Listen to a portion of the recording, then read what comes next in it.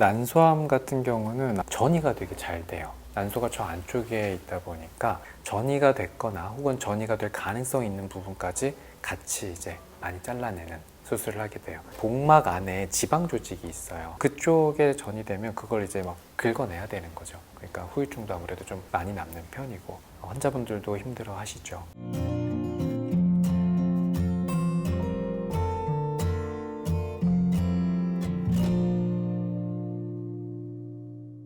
어차피 지금까지는 이제 난소암의 특징 그리고 발생 원인 등에 대해서 이야기를 해주셨는데 이제 치료 방법에 대해서 설명을 해주실 수 있을까요?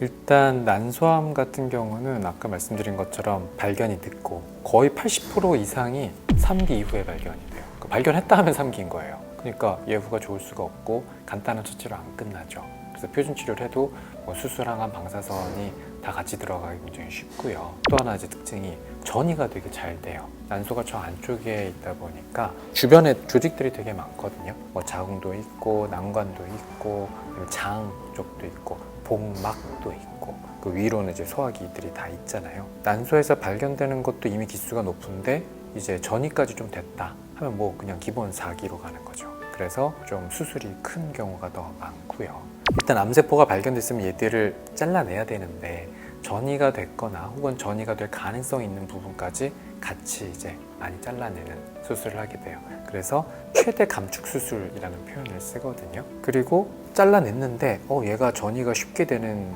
가능성이 높은 암에 해당되니까 불안한 거예요. 그러면은 전이를 막기 위해서 우리가 해야 되는 게 이제 화학적인 항암요법을 쓰는 거죠. 그래서 항암을 해가지고 미세 잔존암이라고 하는 남아있는 애들을 미리 그냥 싹을 말리는 거죠. 그러다 보니까 항암을 좀 많이 하게 되는 편이에요. 뭐 이제 항암 부작용이 있는 건 다들 아시겠지만 어쩔 수 없이 그렇게 하는 거죠. 그리고 항암도 수술 후에 하는 경우도 있지만 일단 진행이 되고 있다는 게 발견이 됐거나 아니면 사이즈가 너무 크거나 하면 선항암을 하기도 해요. 그래가지고 항암을 해서 이 난소암의 세포 크기를 최대한 좀 줄이고 그리고 나서 그 부분만 수술을 하는 거죠. 그래서 암의 어떤 사이즈라든가 병기라든가 전이 상태라든가 이런 거에 따라서 항암은 수술 전에도 들어갈 수 있고 후에도 들어갈 수 있다. 하지만 수술과 항암이 같이 쓰이는 경우가 많고 그만큼 좀 치료 과정이 힘든 경우가 많다는 걸 알고 계셔야 됩니다.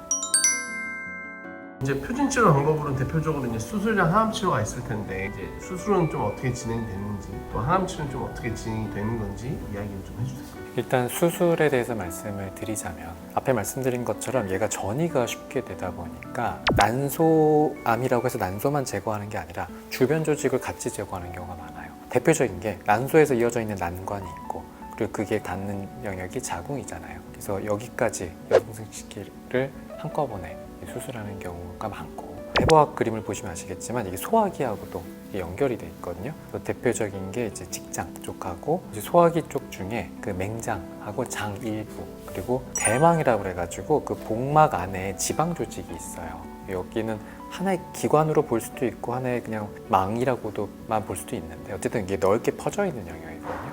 그래서 그쪽에 전이 되면 그걸 이제 막 긁어내야 되는 거죠. 일이 좀 커져요. 범위가 넓어져요. 그래서 이제 외부에 드러나 있는 그 혹만 이렇게 똑 떼는 거는 상대적으로 쉬운데 이렇게 퍼져 있으면은 수술이 좀 어렵고 정교하게 수술을 해야 되죠. 그래서 까다롭고 그 다음에 시간도 좀 오래 걸리는 편이다 보니까 환자분들도 힘들어 하시죠. 그리고 복강경 수술이라는 거는 이제 좀 간단하게 끝날 수가 있는 건데 이건 아예 개복을 해야 돼요. 그러니까 후유증도 아무래도 좀 많이 남는 편이고. 근데 앞서 말씀해 주셨던 것처럼 이렇게 열심히 힘든 수술을 끝마쳤지만 수술만 아니고 사실 추후에 항암 치료도 해야 되는 게 어떻게 보면 난소암의 숙명 같은 그쵸. 건데 이후 항암 치료는 좀 어떻게 진행되는지 설명을 한번 해주시면 돼요. 일단 수술하고 조금 연결시켜서 설명을 드리자면 수술을 하고 복강 내에다가 항암제를 직접 투입하는 방법이 있어요. 그걸 이제 복강 내 항암요법이라고 부르는데 일부 대형 병원에서 선택적으로 되는 거긴 한데 직접적이긴 하죠. 항암제를 해당 기관에 직접 나오니까.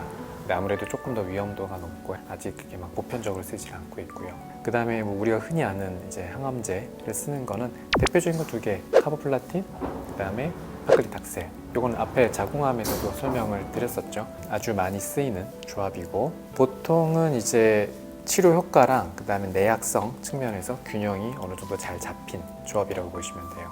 보통 이제 수술하고 나서 한 3, 4주 지나가지고 3주 단위로 한 6회 하는 게 가장 일반적인 방식이고요. 보편적이긴 하지만 그만큼 효과가 좋다는 의미일 수도 있지만 부작용도 많이 있습니다. 카보플라틴의 대표적인 부작용이 이제 오심부터 막 속 울렁거리고 토하고 그 다음에 전신 쇠약감 막 피곤해요.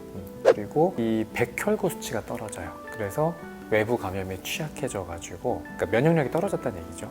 온갖 감염이 되게 쉽게 일어나요. 꼴핏하면 감기 걸리고 그럼 이제 염증이 막 반응이 올라가고 이런 게 반복돼요. 그래서 이게 너무 심하면 이걸 중단하기도 해요. 그리고 또 하나가 이제 파클리탁셀. 파클리탁셀 같은 경우는 대표적인 게 이제 말초 생각하시면 돼요. 일단 손발 끝에가 이제 저릿저릿한 거, 말초신경병증이라고 하죠. 그리고 머리의 제일 끝은 어디 있죠? 모발에 있죠. 그래서 탈모. 신경병증은 아니지만 기억하기 쉽게. 그래서 끝으로 가는 게 파클리탁셀, 소화기 위주로 많이 가는 게 카보플라틴. 이렇게 기억하시면 됩니다.